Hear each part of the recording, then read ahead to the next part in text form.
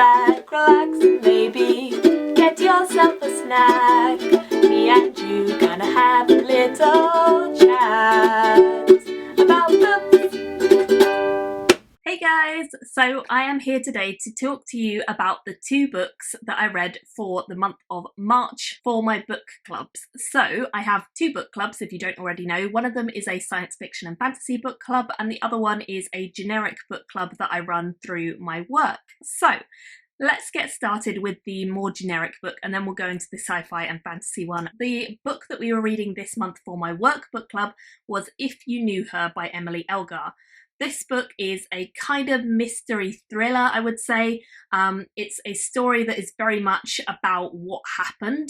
They are retrospectively trying to figure out what happened to a patient who comes into the hospital, and we follow 3 different point of views. We follow the patient themselves in flashbacks, and then we follow a lady called Alice who works on the ward where the patient who is called Cass has been brought in. And then the other person we follow is a patient who is on the ward that Alice works at, and that is Frank. I think the character who I really liked the most out of these was Alice. Alice as a character just felt very genuine to me. She kind of came across as like a really hardworking nurse who really wants to help people and really wants to put them ahead of herself. She's kind of had some tough times in her life, but she doesn't let that stop her from being there and being really available and lovely to the patients who are under her care.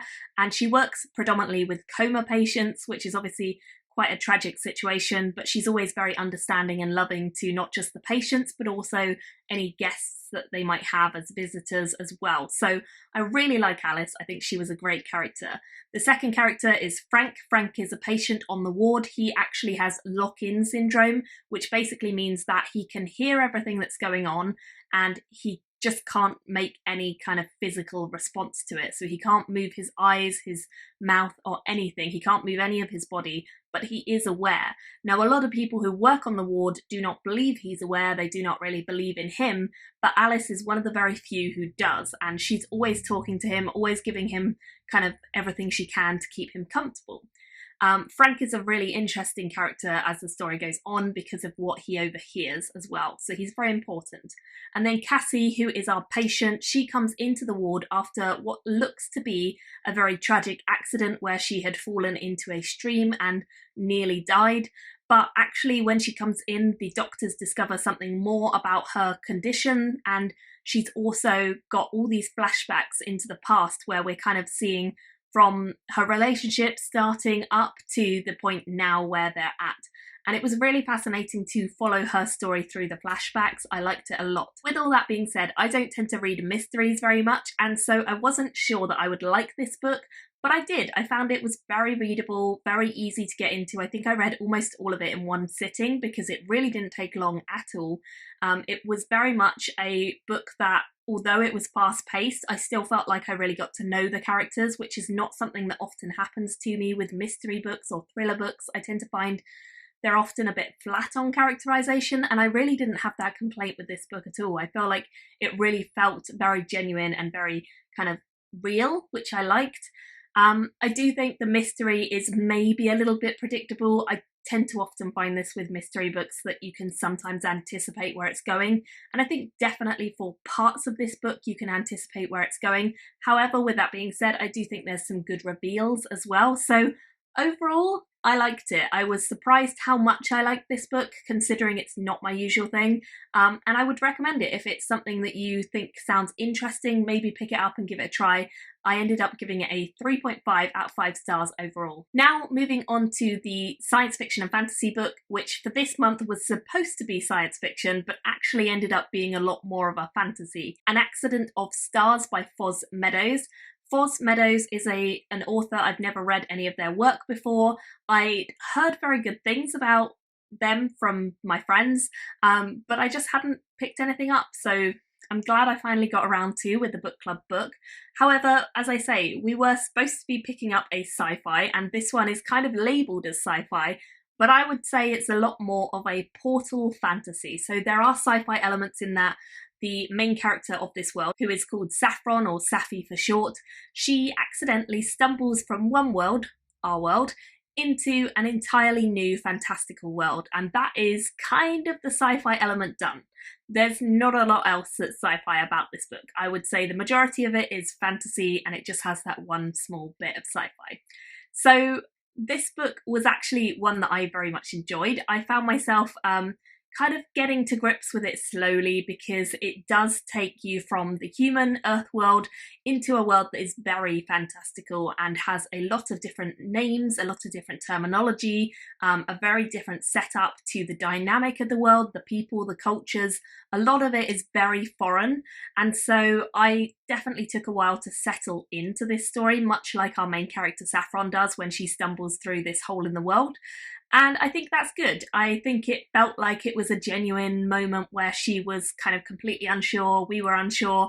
I liked it. I think the characters kind of introduced her in a way that was hitting the ground running. So we follow Saffron at school to begin with. She's kind of being picked on by some of the boys. They're just teasing her and being really gross and immature, and she's annoyed, and she meets a woman called Gwen who is supposedly there to interview or something like that, and she kind of really buffs her up. She really gives her a bit of insight and kind of helps her. So Saffron wants to thank Gwen, and this is when Gwen walks through a portal into another world and Saffron follows, because it's a story, so that's what they do. And when she gets there, Gwen is horrified to have taken this girl accidentally through the portal, but there's not much she can do because the portal is gone and Saffron is now stuck in this new world with her, and they are thrown into a world where politics is really, really rife. There is a king or a ruler of kinds who is very much an evil tyrant almost, and a lot of people are not happy with them being the ruler, and so Gwen is kind of on this misfit band of rebels, I would say, and so Saffron quickly gets pulled into this rebellious group and ends up kind of being part of their adventure, even though she doesn't really know what is going on. There are some really brutal things that happen to a lot of the characters, and I would say the author is not shy about kind of doing things that you don't expect and taking things to another level, so I liked that because it was something different.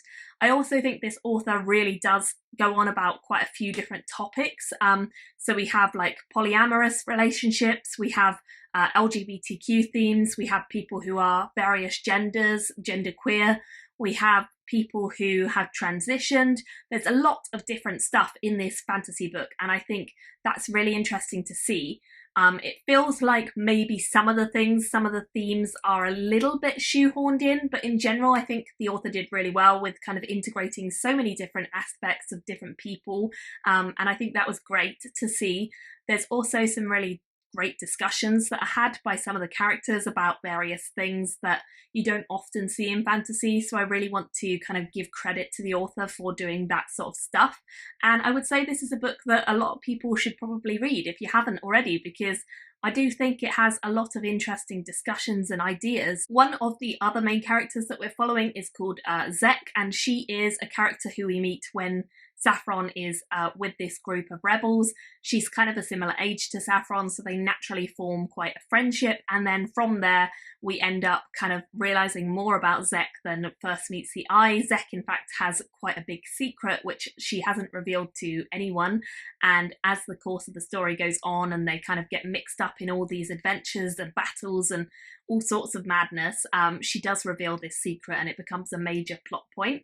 And then we also have a character who is called Louis, and he is kind of mixed up in things as well, but he is very much at the centre of it all. He's also got some sort of magic where he can kind of dream walk in a sense, and the dream world in this world is a very magical place. If you're dreaming, then you can kind of be interacting and talking to people. A lot can happen in the dream world of this place, and I have to say, without spoiling anything, that I really like the ending of this book. It's not necessarily what I expected to happen, but I liked where the author went with it. Again, it was something different to what I thought they would do, and that really impressed me. This is actually book one of a duology, and I'm pretty interested to pick up the second one in the duology, I must admit, because I don't usually read duologies. Usually fantasy books are massive series or standalones, and I'm pretty intrigued to see how it goes and how the author manages to finish up quite a complex and big story in just 2 volumes. So I do think I will pick up the second one at some point and read it, and I'd love to hear your thoughts on recommendations if you've read any other Ford Meadows work, because I'm super intrigued about them and would like to potentially read more of their stuff. So let me know in the comments if you've read any of their stuff, or if you want to read this one, or if you've read this one, do let me know your thoughts on this as well. I ended up giving it a 3.5 just because I think there were a couple bits that were a little hard to get your head round, or things where I just felt like it could have been slightly more developed. But in general, I enjoyed it, and I definitely would recommend picking this one up as well. So let me know your thoughts, and hopefully I'll do another video with next month's book club picks at some point as well. Thanks for watching, and I'll see you very soon. Bye! Thank you for watching my video today. Go pick up a book, then come back and chat with me again.